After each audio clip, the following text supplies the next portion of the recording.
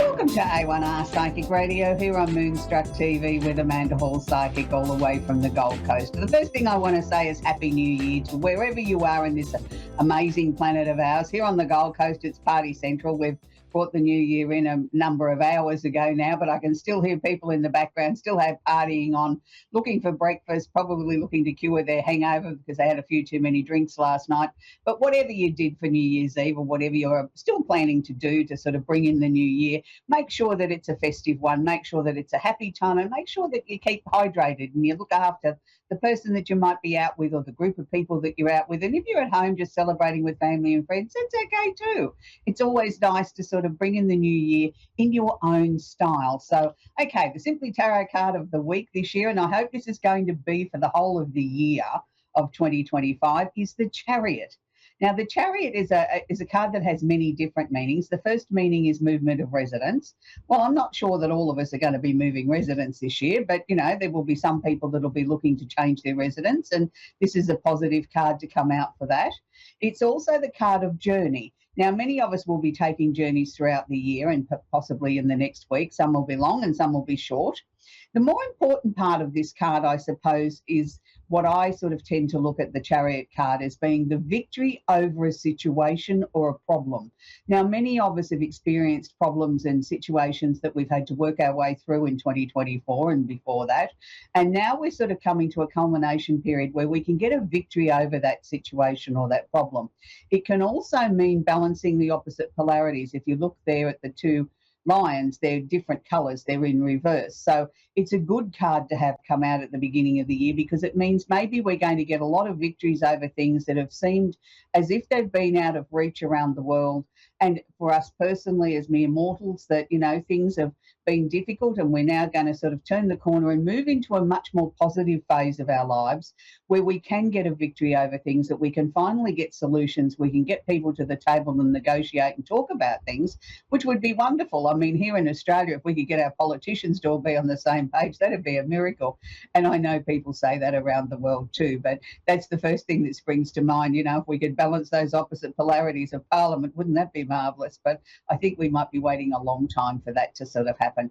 But on a positive note, it's going to be a year, I think, full of surprises, full of change, and things that maybe we hadn't sort of expected, that, you know, we can finally find our way through a maze of life and through situations that have maybe troubled us a little bit in the past or seemed out of reach or seemed as if there was going to be no conclusion or things weren't going to come to a close as quickly as we hoped. This is a card of promise and hope that says that things may just sort of move along faster than what we had imagined.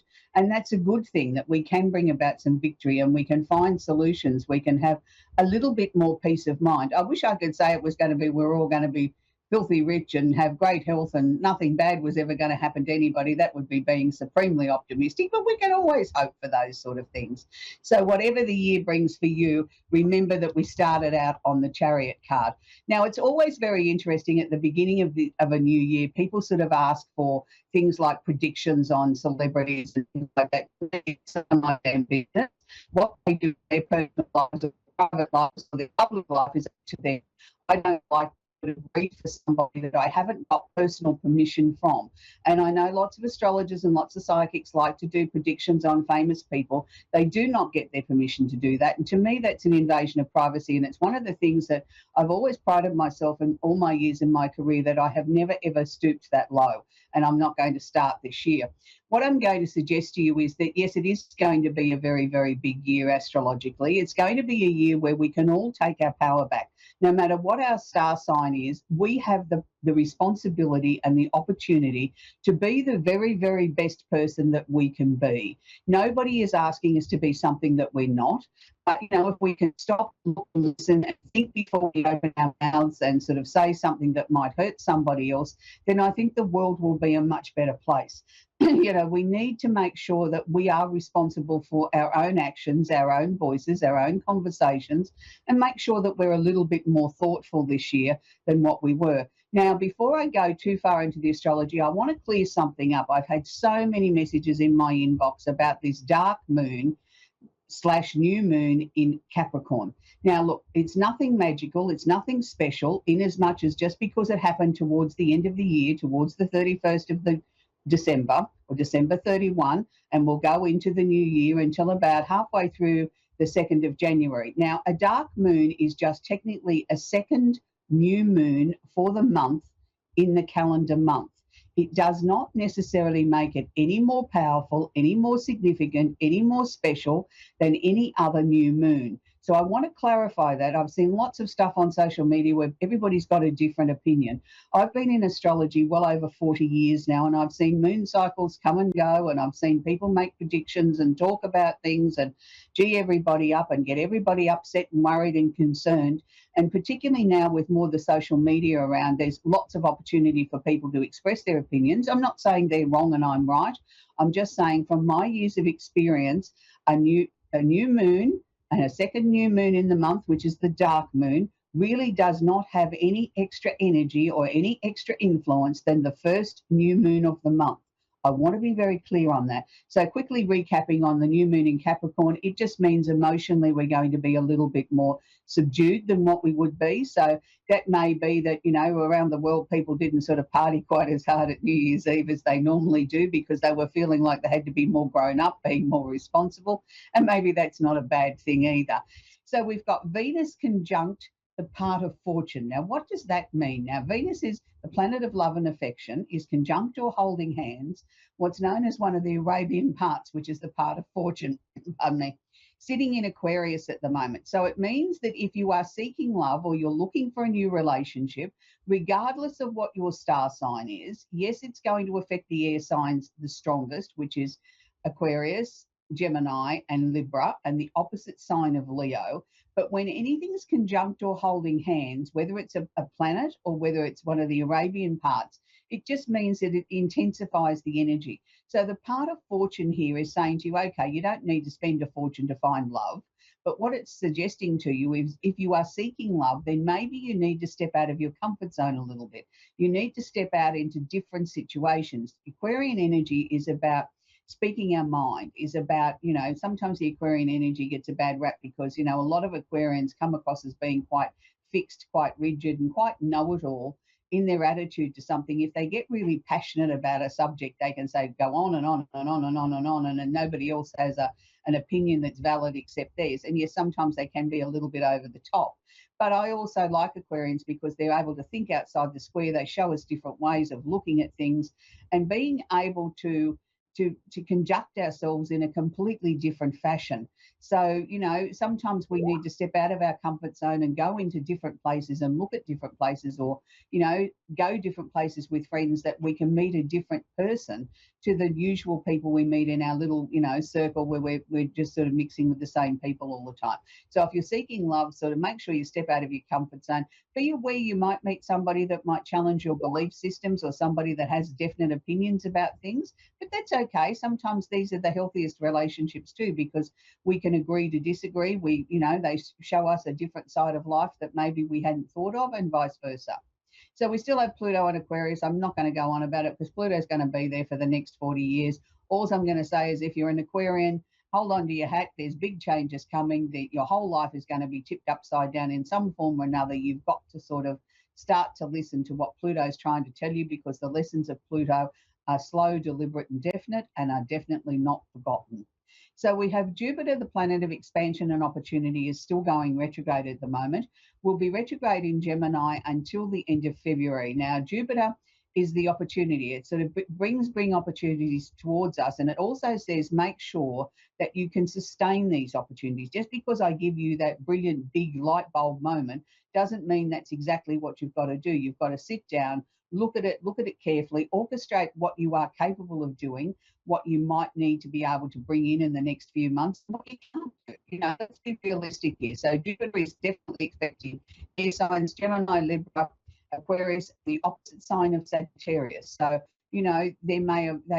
all of those four signs particularly may have felt as if, they're taking one step forward, two steps backwards, three steps forwards, two steps backwards. That's been part of the journey here of Jupiter not allowing you to run away with yourself, not allowing your ego to get out of control. Yes, it is washing over the other remaining 8 signs, but not necessarily as intense. So I'm going to talk about the 3 retrograde planets, and the next one is Uranus. Uranus is in Taurus, has been for some time now, has been going retrograde for some time, will be there until the end of January. So if you are a Taurus or an earth sign, which is Taurus, Virgo and Capricorn, and the opposite sign of Scorpio, still expect the unexpected. Uranus works in the ways that we have things happen in our lives that we expect the unexpected. Things don't always go according to plan. Be very, very careful what you verbalize. If you say, I hate my job, Uranus will take the job away from you. So be very aware of that. It is splashing over into all the other signs, but nowhere near as intense. So just be aware of that, because as Uranus starts to move towards going direct again, we're going to really feel the intensity of this Uranus energy. So be very aware of that if you're one of the earth signs. Finally, the final retrograde planet is Mars, which is sitting in Leo. We'll be there till the end of February. So Mars has been in Leo now for some time. It's retrograde at the moment, which means it's affecting the fire signs, which is Leo, Sagittarius, Aries, and the opposite sign of Aquarius. As you can see, there's a lot of Aquarian emphasis at the moment with where the planets are sitting and where things are moving around the solar system are really sort of shaking things up for Aquarians. Mars is the planet of action. It's what gets us out of bed.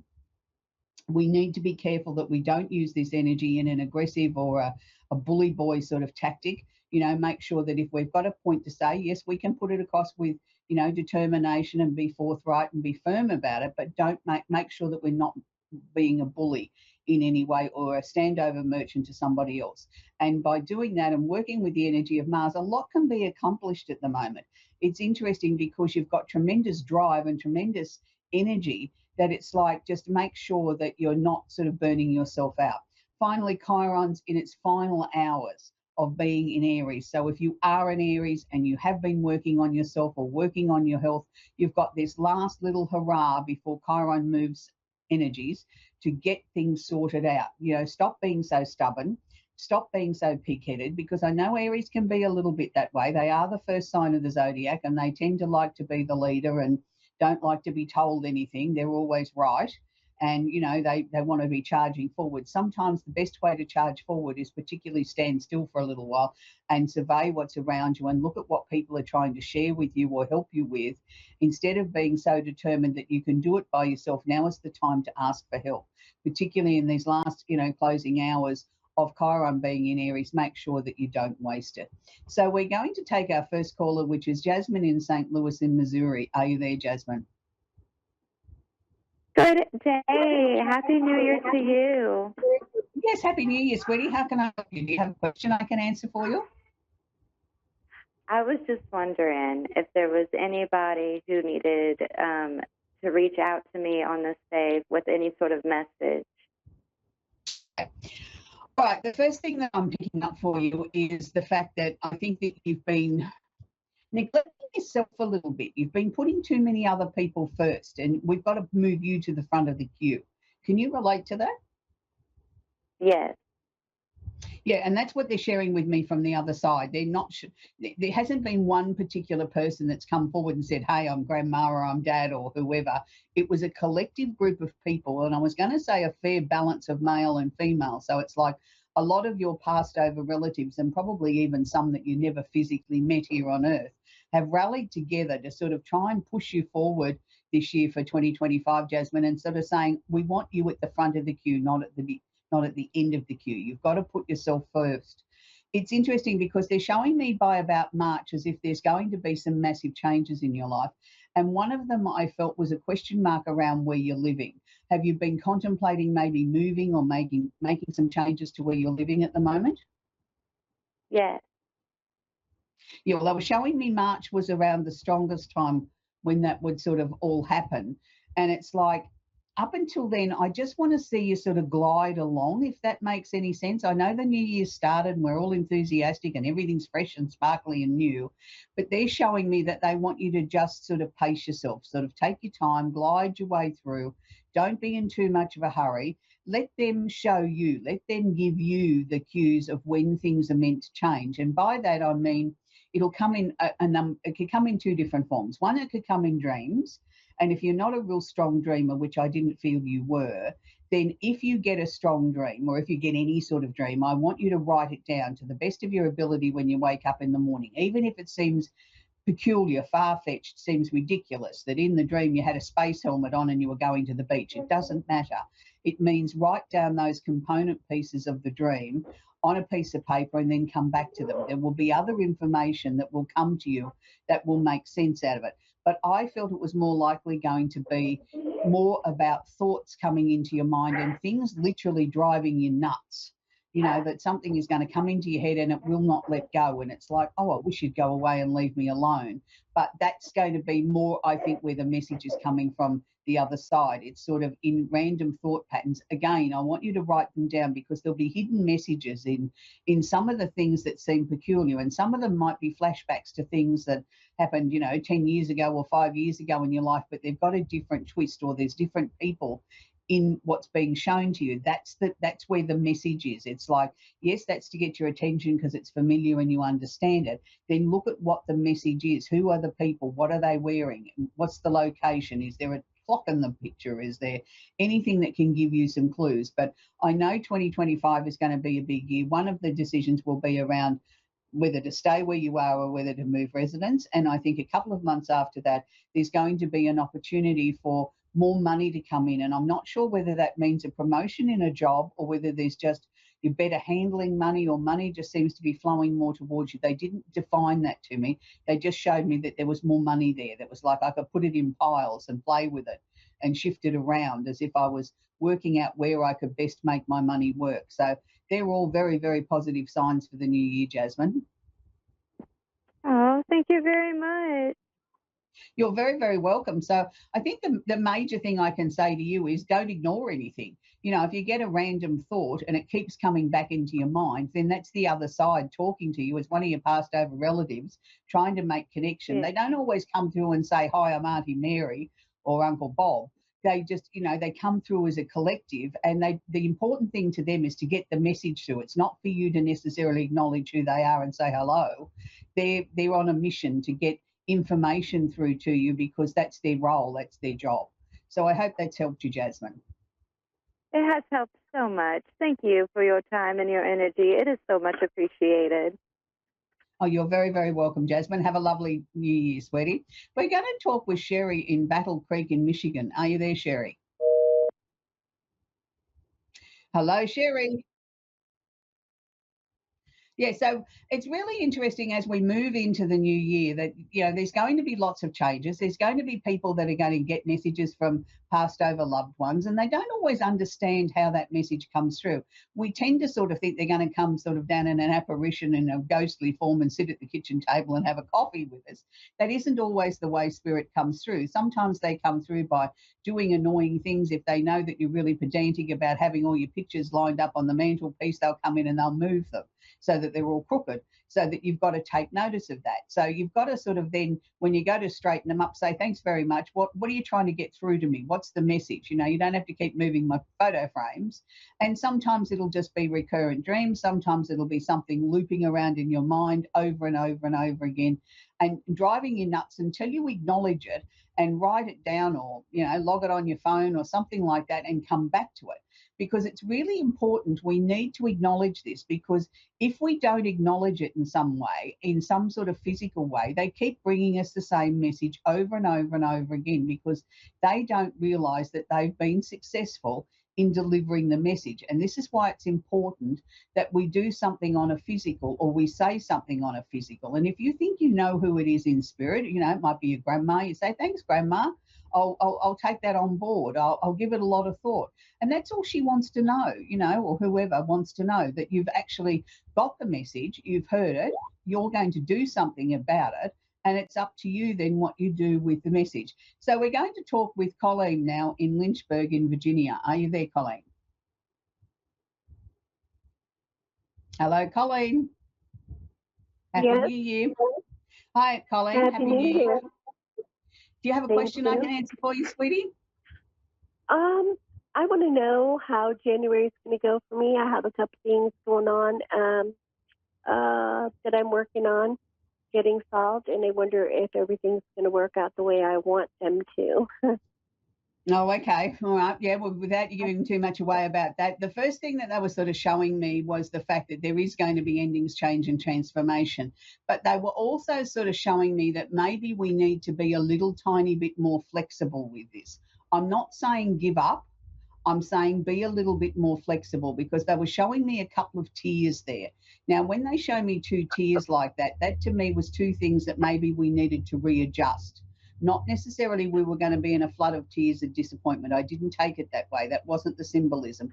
The symbolism was a little bit of frustration and I'm going to get overwhelmed and I've got a couple of tears and it's like, I've had a little cry or I've got cranky about something and then I'm back to it and then by coming away from it and then coming back to it, I say, oh, hang on a minute, I could do it this way and get a better result. So that's what I'm looking at. I'm looking at a maybe one little adjustment there and then things will go the way that you want. But you've worked really hard to bring this to a conclusion, have you not? Yes, and I'm going through the adjustment now. I think I know what you're talking Right. about. Yeah, 'cause I had Right. had a little disappointment, and now I'm adjusting stuff. And I think if I adjusted it right, I think it's going to turn. I want to know, yeah, if you see that coming around. I do, and I actually think it's going to work out Good. better than it would have if we'd stayed on the original path. And that's the Oh, interesting thing good. with this adjustment.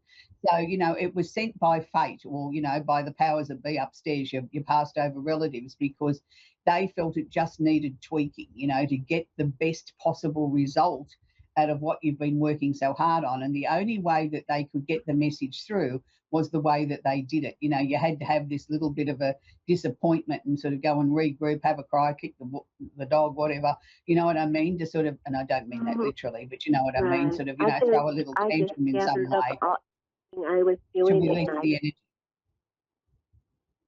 I was Yeah, but you so had to, frustrated. I put it, yeah, but as that's, they say, in my vortex and left it alone and mhm. just let it go. And then things started changing, so I had a little adjustment. And I just hope everything works out because I was working hard. I do want this to go through. So, Oh, look, I believe everything's going to work out, Colleen. It's okay. whatever way that you approached making the adjustment was the important thing. Oh, The way they showed good. it to me was it was a little bit of a disappointment. There was a couple of tears. It was like two tears rolling down one side of your face, as if sort of like it was an overload of emotion. And it was like then I got Well, angry and then I got motivated and then I sort of had this realization, that aha moment, oh, hang on a minute, if I approach it this way, I'll hopefully get a better result. Well, no, not hopefully, you will get a better result.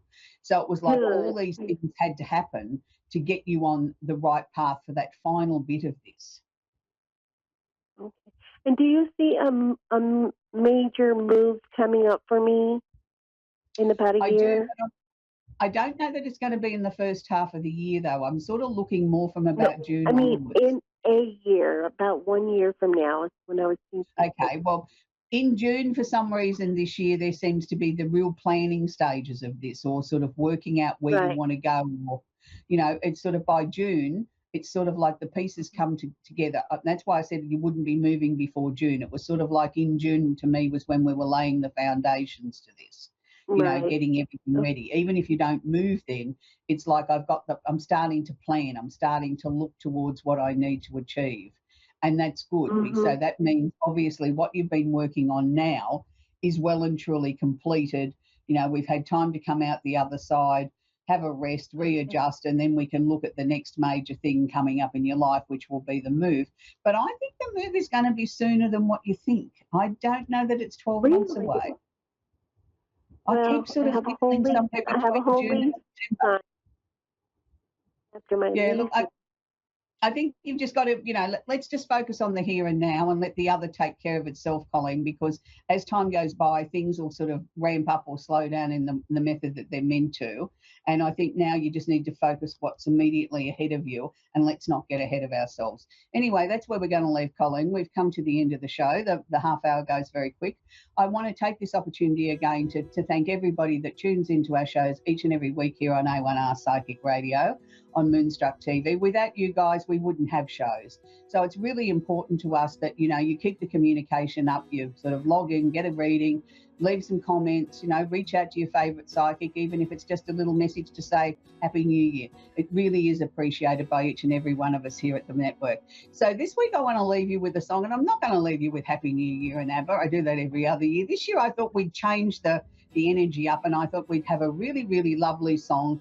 And I'm going to say I'm showing my age because this is a timeless classic from the one and only Diana Ross. And I think this song really sort of speaks to the hearts and the souls of everybody, and we should all try this a little bit more. Reach out and touch somebody's hand and make this world a better place if you can. And I think that those words are really apt for the beginning of a new year, where we can reach out and touch somebody's hand and make this world a better place. And we can show the love, the kindness and the friendship that everybody needs. So until next week, bye for now.